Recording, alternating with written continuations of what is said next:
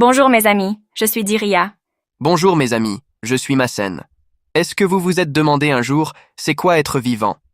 François-Xavier Bichat, célèbre médecin français qui a vécu entre 1771 et 1802, définit la vie ainsi: la vie est l'ensemble des fonctions qui résistent à la mort. Dans cette vidéo, nous allons vous raconter l'histoire documentée d'une jeune femme ramenée à la vie par réanimation après une pendaison. La réanimation est l'art de ramener à la vie une personne après qu'elle ait frôlé la mort, après un accident physique ou physiologique. C'est l'histoire d'une jeune femme, arrivée au cours de l'hiver 1650 en Angleterre, qui allait marquer l'histoire de la médecine dans ce domaine.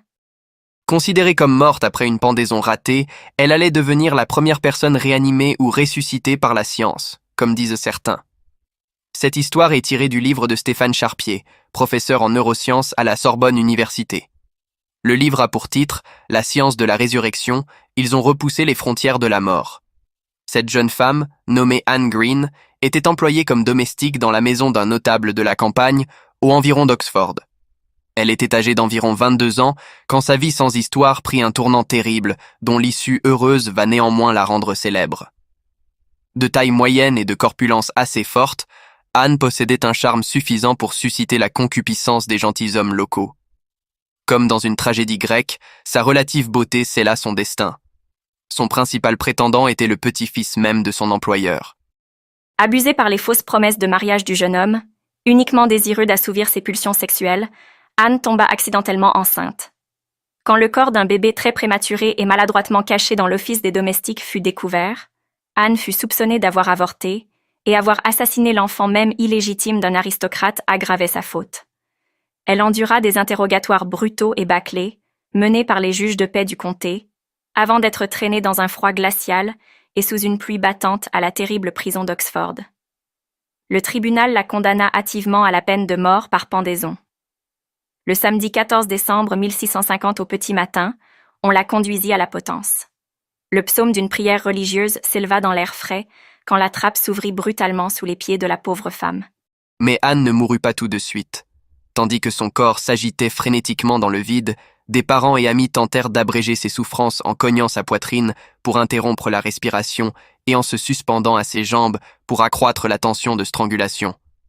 On tenta même de la tirer brutalement vers le bas pour lui rompre le cou. Le shérif adjoint d'Oxford, horrifié par la scène et craignant une rupture de la corde ou un arrachement de la tête, fit cesser cette aide à la mort et ordonna à la foule de se disperser. Il venait, sans le savoir, de créer les conditions de la future résurrection d'Anne Green. Après une demi-heure de souffrance abominable, Anne fut déclarée morte. Son corps fut déposé dans un misérable cercueil de bois, puis transporté dans la demeure privée d'un professeur d'anatomie pour une dissection à chaud. Une pratique aujourd'hui étrange, mais pas pour les médecins de l'époque. En fait, le milieu du XVIIe siècle connaissait des progrès fulgurants dans l'enseignement de la médecine en Europe, et la nouvelle génération de savants ne pouvait plus se contenter d'un examen répétitif et quasi religieux des traités poussiéreux du passé. Au contraire, ils désiraient se découvrir par leurs propres expériences l'anatomie et la physiologie humaine. L'université d'Oxford fut l'une des premières à encourager la réalisation par les étudiants de nécropsie et d'autopsie. Une autopsie est la dissection et l'examen d'un cadavre pour déterminer les causes de la mort ou pour la recherche scientifique. Une nécropsie, c'est une autopsie pratiquée sur un animal mort. Une loi autorisait ainsi les chaires d'anatomie à acquérir légalement les corps des suppliciés dans un rayon de 50 km autour de la ville. Voilà comment la dépouille d'Anne se retrouva chez le professeur William Petty, qui officiait en compagnie de son brillant disciple Thomas Willis. Le domestique qui transporta le corps chez le chirurgien, après avoir ouvert le cercueil en l'absence des médecins, il crut observer de légers mouvements de la poitrine associés à des râles caverneux. Pensant lui aussi bien faire, il décida de frapper brutalement le thorax et le ventre de la jeune femme pour mettre fin à ses souffrances. Alerté par le bruit autour, le professeur William Petty et son étudiant Thomas Willis se précipitèrent. Surpris par les signes de vie qu'elle présentait, ils engagèrent une course contre la mort à 9 heures du matin. Le corps inanimé d'Anne fut d'abord transporté dans une pièce froide de la maison. On le sortit du cercueil et le déposa sur la table initialement destinée à la dissection. Les médecins improvisèrent. À travers la bouche entr'ouverte de la jeune femme, ils versèrent une liqueur alcoolique chaude qui aura pour effet d'augmenter les râles et de déclencher une toux. Premier signe encourageant d'une reprise de la respiration.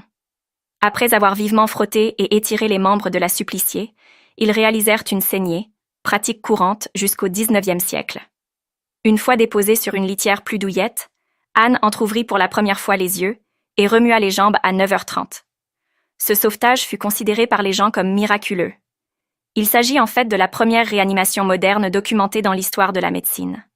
La nouvelle d'une tentative de résurrection s'était déjà propagée dans Oxford.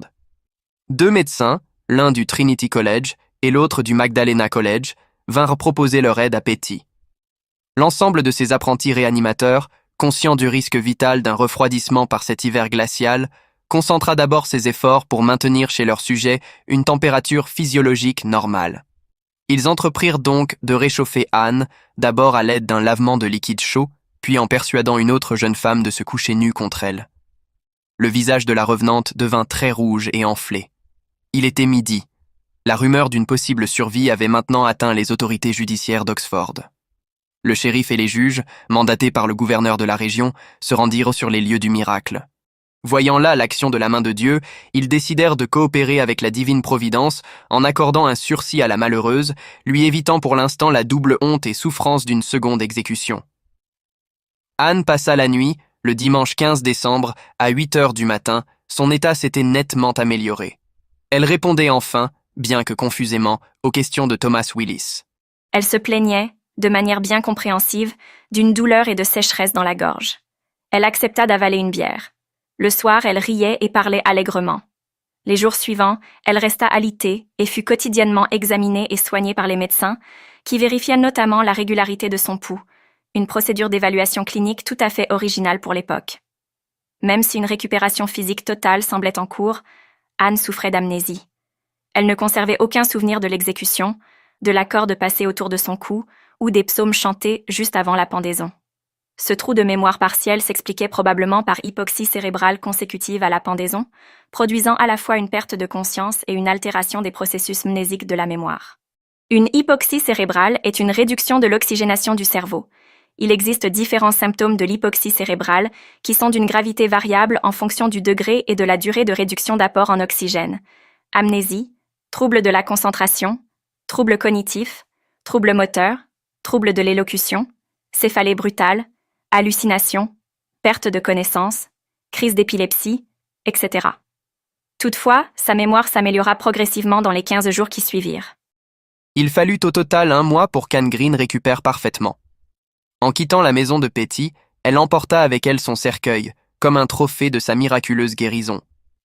Anne ne sera pas seulement réanimée et soignée par Willis et Petty, le professeur Stéphane Charpier utilise le terme « ressuscité », elle sera aussi soutenue financièrement par ses sauveurs et définitivement innocentée grâce à leur intervention. Ceux-ci reprirent l'enquête bâclée des médecins mandatés dans un premier temps par la justice et démontrèrent que l'enfant était en fait mort-né. Un étrange argument supplémentaire fut retenu pour la défense d'Anne Green. La mort brutale du lord qu'il employait, 3 jours après l'exécution. Ce décès inattendu fut considéré comme une sorte de châtiment divin envers l'un de ceux qui l'avaient accusé. Anne survécut plus de 15 ans à son exécution. Elle se maria et eut 3 enfants, tous de santé solide. Des poèmes furent écrits relatant sa résurrection, qui attestent l'émoi suscité chez ses contemporains par son aventure extraordinaire. Mais comment Anne a-t-elle pu être sauvée d'une mort certaine? C'est qu'elle avait été mal pendue, sans dislocation cervicale qui entraîne la mort en quelques minutes par rupture des artères cervicales principales et section de la partie haute de la moelle épinière. La corde fut incorrectement positionnée. Elle étrangla Anne, causant une diminution du flux sanguin cérébral, donc de l'oxygénation du cerveau, mais d'une durée insuffisante pour entraîner la mort. Sans l'intervention de ses sauveurs, elle aurait certainement été enterrée vivante. Merci d'avoir regardé cette passionnante histoire, et à bientôt dans une autre vidéo sur un autre thème scientifique.